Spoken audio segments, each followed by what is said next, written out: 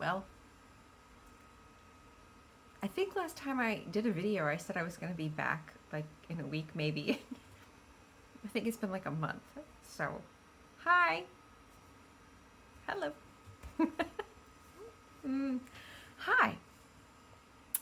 How are you? I thought that I would, drop in and do a video. I'm doing this very spontaneously. What a shocker. I don't have a plan. I just thought that I would do a video and talk to you about what I've been reading and how things have been. And, as you can see, chaos still ensues. I still have all the stacks of books and, the usual the randomness that is, whatever. Um, yeah, so I thought that I would, just drop in and say hello. Because it's been such a long time. And it's like kind of a gray day out there. It's warm though. It's like weirdly warm. Like surprising. It's like in the low 70s, which is very warm for Amsterdam in October. We're having this weird little warm spike of a day or two. Well, I don't think it's in the 70s. It was in the 70s yesterday, in the low 70s. I think today it's like more mid 60s, but that's still very warm for here. Anyway, you're not here to hear me talk about the weather. What am I doing? You're here to talk about, we're here to talk about books. So, last we spoke, it was Shorty September. And my Shorty September went pretty well. I have to say, I really enjoyed the books that I read. I only read 5 of the books that I had planned to read that I said were like my must-read books. And the one that I didn't get to was this one. Ooh. I don't know what that is. The one I didn't get to was this one. I did not get to this one. So this is still on the TBR for this year. I just saw Angelia do the 10, I don't remember what it's called, but it's sort of like the 10 books that you must get through before the end of the year. That tag is going on now. I think I did that one last year. I can't remember. So let's just consider that one on the list. Who knows if I'll get to it? I honestly can't say. I've had a pretty good reading year so far. I mean, I do the little Goodreads challenge every year, and I just put in 52 books every year. And I just, basically a book a week is it's not even a goal. It's just kind of where I set the bar. And I'm 1 book away from finishing, and it's only the middle of October. So I've probably just jinxed myself. If the total could go backward, I'd probably figure out a way to do it. Like if I couldn't count rereads. I haven't done much rereading this year, which is strange for me because I really like to reread books. So anyway, Shorty September. Yeah. So I got to this random piece of paper I just apparently need to have. Like you do. I did read Still Pictures by Janet Malcom. I finally got around to this.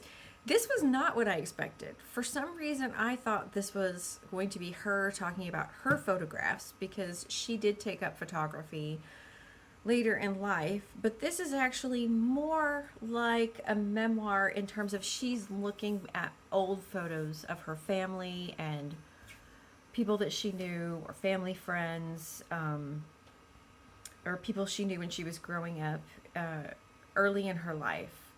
And just sort of talking about these memories or telling stories about these memories.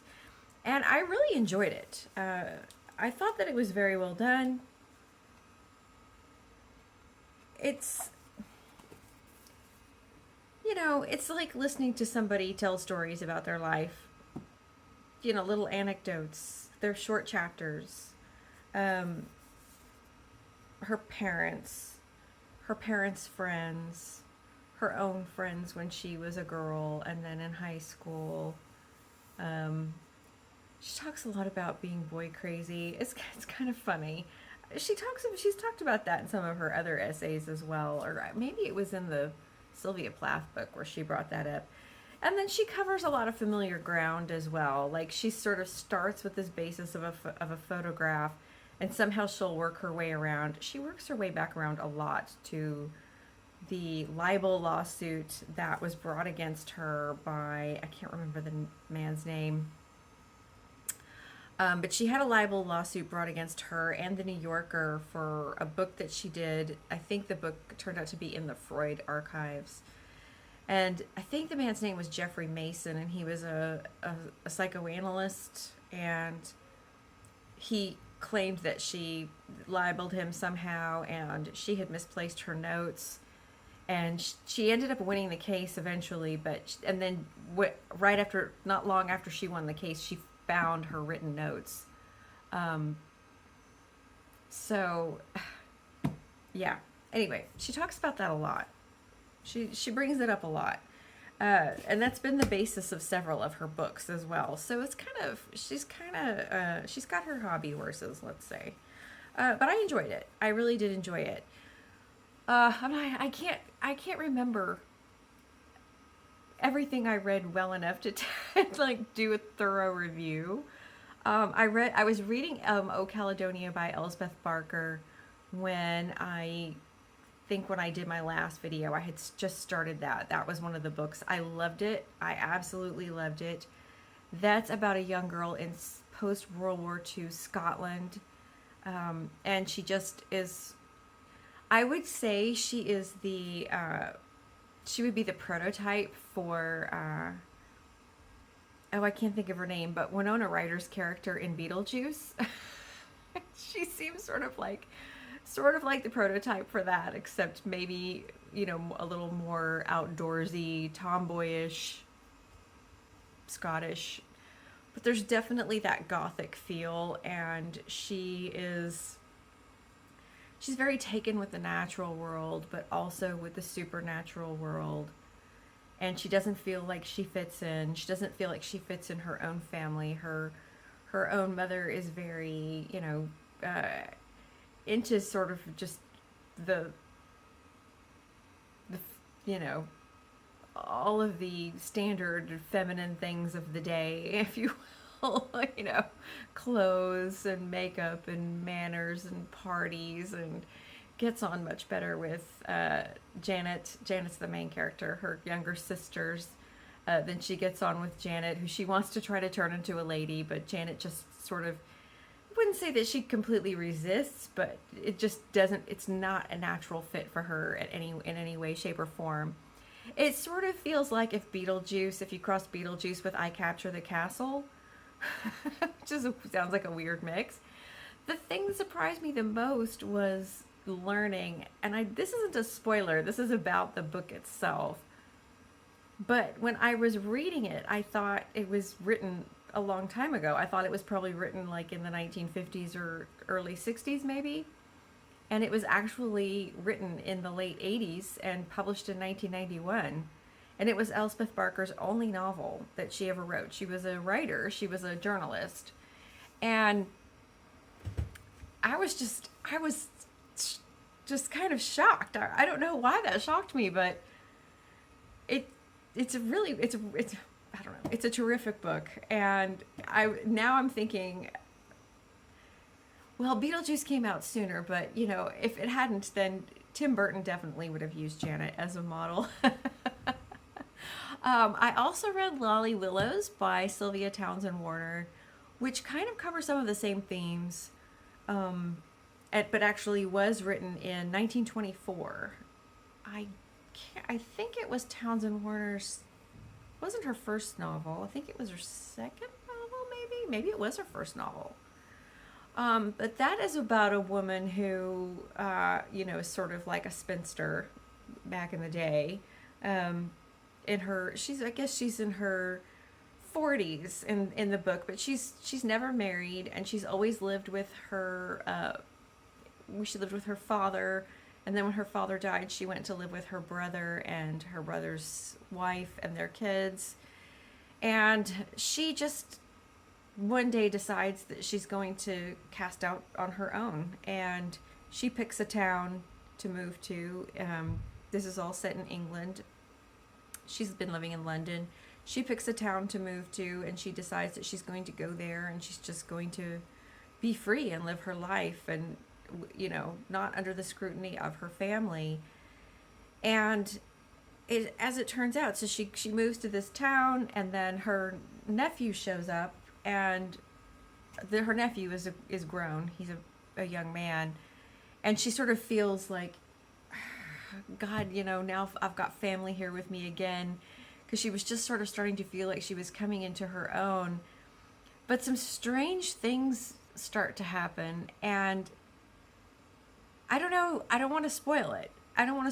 But some strange sort of supernatural things start to happen, and she starts to somehow sort of be able to, she's bend things to her will, maybe that's a good way to say it. She sort of turns out to be manipulating things more than she knows, so that she can kind of get her own way and have her own world to live in. So it was very well done. And what's interesting about Lolly Willowes is that it feels so contemporary. So it was interesting that Barker's book felt like it could have been written long ago. Although I think Barker also, a lot of it was based on her own childhood. I don't think so much the super gothic parts, but she writes a lot about the Scottish countryside and sort of being out in the elements, and I think that was part of her experience. And then Willowes, Townsend-Warner, like her book, Lolly Willowes seems very contemporary in a lot of ways, and so it's kind of interesting that a book that was written or published in 1924 would feel so contemporary. Anyway, the other one I've read, let's see, I read a Laurie Colwin. I read my second Laurie Colwin, Shine On, Bright and Dangerous Object, which is about a young woman who is married. She's in her late 20s, and her husband dies in a boating accident. This is not a spoiler. This happens like in the first 2 pages of the book.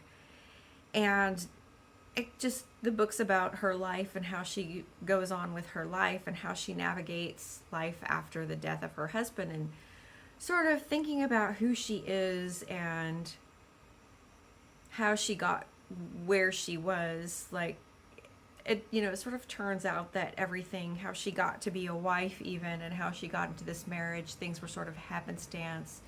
She sort of felt really pulled by certain types of men, and she starts to think about herself and who she is, not in relation to men, and what she's going to do with herself and with her life. And I really enjoyed it. It was very, very good, very well written.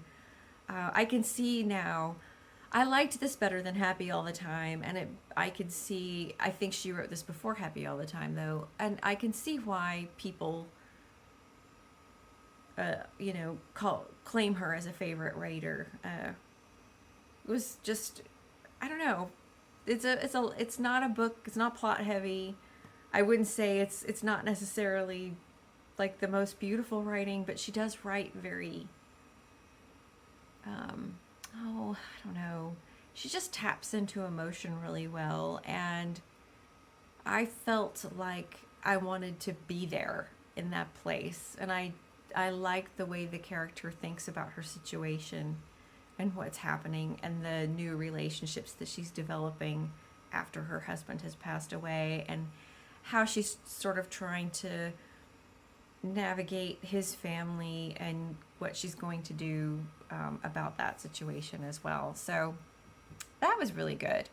Let's see, what else did I read? Let's see, that's Still Pictures, Lolly Willowes, Oh Caledonia, Shine On, Bright and Dangerous Object, and I said I read 5. Oh, the 5th one was Boy Parts by Eliza Clark. And Boy Parts just blew me away. That one also, I think, counts for Framed. And because it's about an artist. It's about a young woman. She's probably in her late 20s. She's a photographer. She studied photography in school. She ended up at the, I'm not going to get it right. I want to say the Royal Arts Academy, but I don't think that's the correct term, doing a master's.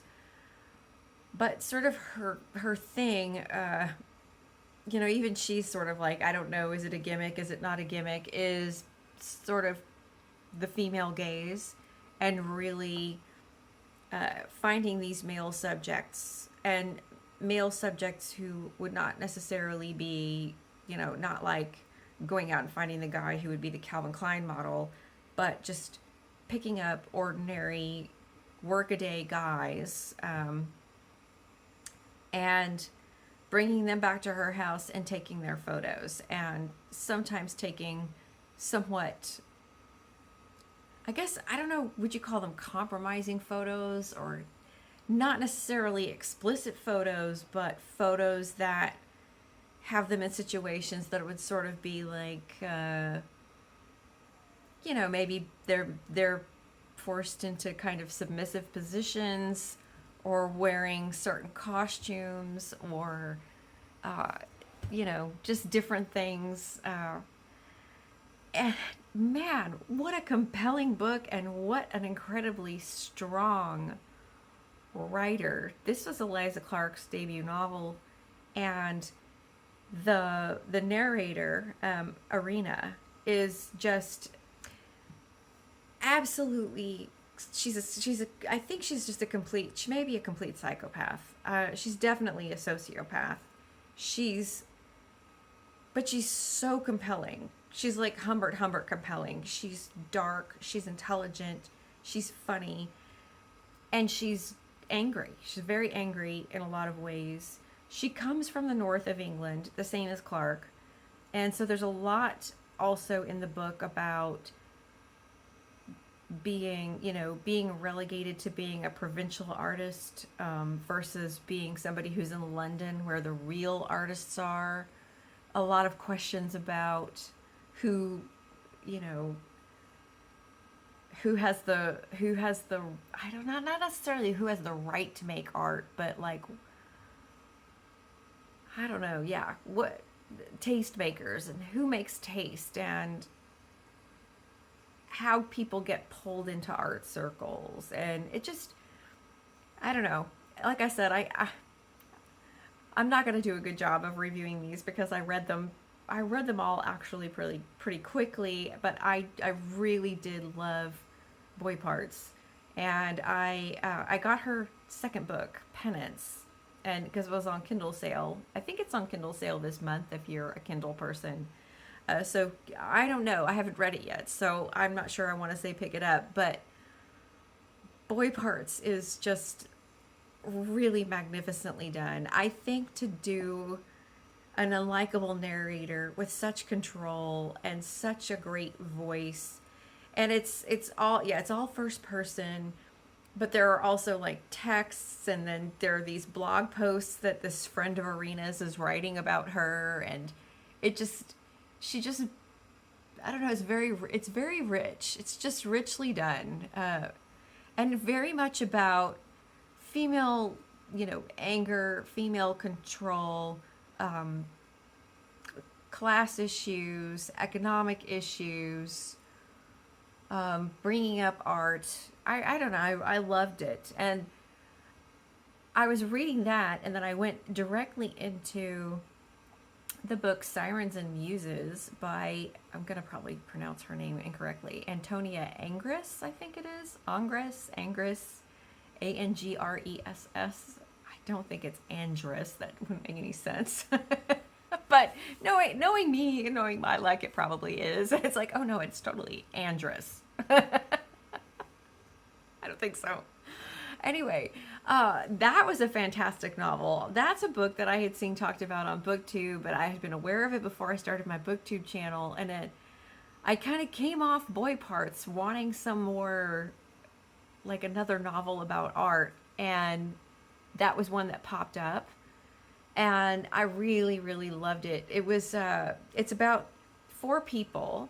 3 of them are art students, and the 4th is a man who is a lecturer at an art school. I can't remember the name of the school, but it's based on Rhode Island School of Design, RISD. And it sort of starts at the school. I thought that it was going to be more of like an art academic kind of novel, but really only the first section of the book takes place at the school. And there's the main protagonist is a girl named Louisa, and she has come from Louisiana to this school. She's a scholarship student. She's in her, I'm not sure if she's a freshman or a sophomore, because she'd studied in Louisiana at a local college before she goes to this other school, this prestigious school.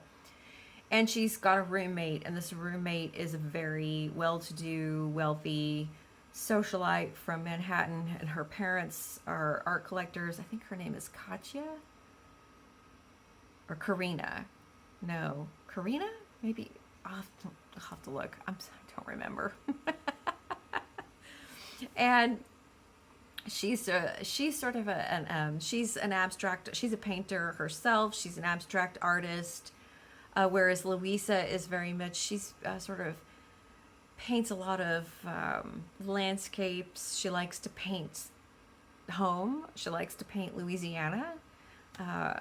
And then there's a 3rd artist named Preston, who is a senior at the school, and he's doing, I don't know, non-art art. His big thing is to post photoshopped pictures of different things. Like he'll Photoshop 2 objects together and then post it onto, he has a Tumblr and he posts it on the Tumblr, and then he's just like, he just collects images off the internet and then juxtaposes them in strange ways and calls them art.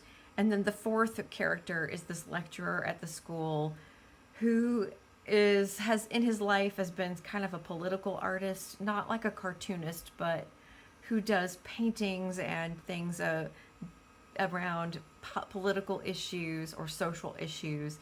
And his sort of claim to fame is a painting that he did in the 1980s of a man dying of AIDS. And it turned out that this person was his best friend. And he painted his best friend in his last days, and was sort of found himself, the painting got put in the Whitney, and then he found himself in the middle of a backlash of activists saying that he was a user, like that he was using the AIDS crisis to further his art, and that he was using politics to further his art. So this all takes place during 2011, 2012, so the Occupy Wall Street time frame. And there's a lot of questions about economics and art, and can art be taught, and who has the right to do art, and what is art, and it's just fantastic. The second part of the book, all of the characters sort of either together or separately end up in New York City, in different parts of New York City, in different boroughs, different areas, and doing different things. And yeah, it just is a fantastic book. I don't want to give too much away. Sorry. That's my team's notification. I don't want to give too much away. But I really enjoyed it. This was also a debut novel, which is surprising to read 2 debut novels in a row where it just didn't feel like, it felt like both of these authors were in such great control of the language, the story, the characters, the development. Didn't seem like they were debut novels really at all. So I will be looking out for more from both of those authors. The other book that I read was Tell Me Everything by Elizabeth Srout. And that, do I have that here? Yeah, I have it right here. Look at this. Look at me. Who am I? I've had 3 out of the books that I have talked about. Well, the others were all on my Kindle, so couldn't hold them up anyway. Yeah, so I got the stupid Oprah book club version. I've been awaiting this with bated breath. I read it. It's Elizabeth Srout, so, you know, yes, I'm gonna say it was odd. It took me a while to get into it. It took me a while. I was sort of expecting, especially because the titles tell me everything, and this is like, it's got like Gosh number 5 if you look it up, which is Gosh is all the Lucy Barton books. This is not a Lucy Barton book, and I was expecting it to be. I knew that it was going to be about more of the characters, but I kind of expected Lucy to be the narrator again. She is not. We have a third person narrator. We have a third person objective narrator who sometimes speaks directly to the reader. And that was sort of off-putting after being in so close to Lucy for Lucy by the Sea and O. William especially. And it took a minute to get used to that. It took a minute. And I mean, I would say that this book is really more Bob Burgess's story. Bob Burgess originally appeared, well, as far as I know, Bob Burgess originally appeared in The Burgess Boys. And I've always liked his character. The Burgess Boys is probably my least favorite Srout novel. But I did really like Bob as a character in that book, and I've liked him since. He's appeared in, he appears in Olive again, and then he was, he factored greatly in Lucy by the Sea. So, I think, hair. There's some odd things in this book. I have this one hair that's like, I'm gonna get in your mouth, I'm gonna get in there. No, I look like a crazy lady.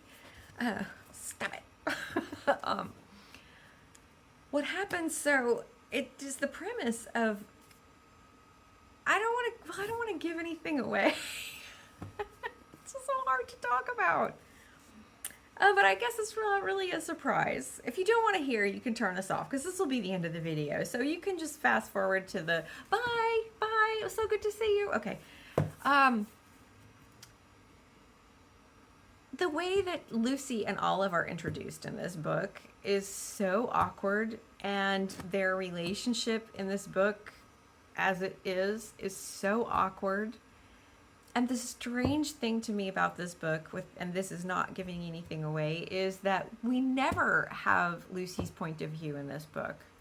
And I really think the book needed Lucy's point of view. It moves around. We have a little bit of Olive's point of view. We're, for the most part, with Bob Burgess. We're sometimes with his ex-wife, Pam. We never are with William and Lucy at all together. We're never in Lucy's point of view. And it does, I don't know. It's just strange. It's very strange. It's mostly Bob Burgess's story. It's got a little bit of a murder mystery in it, which is kind of, I actually enjoyed that part. And I enjoyed some of the new characters that came into the book. I enjoyed getting to know a little bit more about Bob's sister. I didn't enjoy getting to know more about Bob's brother, Jim. If you read The Burgess Boys, you know what I'm talking about. So it was strange. I'm going to have to read it again. I didn't like O. William the first time I read it. Like, I liked it because it was Elizabeth Srout and I liked the way she writes, but like, I was not blown away. And I wasn't honestly blown away by this. I think I will have to read it again, and I'm sure that when I read it again, and because I won't then have to like adjust to the narrator and I'll already sort of be set up, then I'm going to like it better. But I had a lot of questions. I just had a lot of questions about, of course it's her book. I don't know what I mean by I have a lot of questions. Like, hey, Srout, call me. Uh, but I just have a lot of questions about why she included some of the things she did and why she left out some of the things she did, especially when we were in so tight and I, was ready to keep that flow. Yeah, it's interesting. But apparently there's going to be another book. So I guess we'll see. I guess we'll see. Okay, well, that's it. I'm going to go. I got to go because my Teams is blowing up here and I'm still going to work. I got to do some more work. Anyway. All right. I hope that you are well. Let me know what's going on with you down in the comments. Let me know, what you've been reading, how you are, if you've read any of these books, if any of these books sound interesting to you. I would love to hear. And hopefully I will be back soon. I'm not going to make any promises. I'm not trying to leave or go away. I swear. I get really easily, like, work's been busy and I just get pulled in, and the next thing I know, a month has gone by. Anyway, I've missed you guys and I hope that you're well, and I will look forward to seeing you again, but I definitely look forward to hearing from you in the comments. Take care. Bye.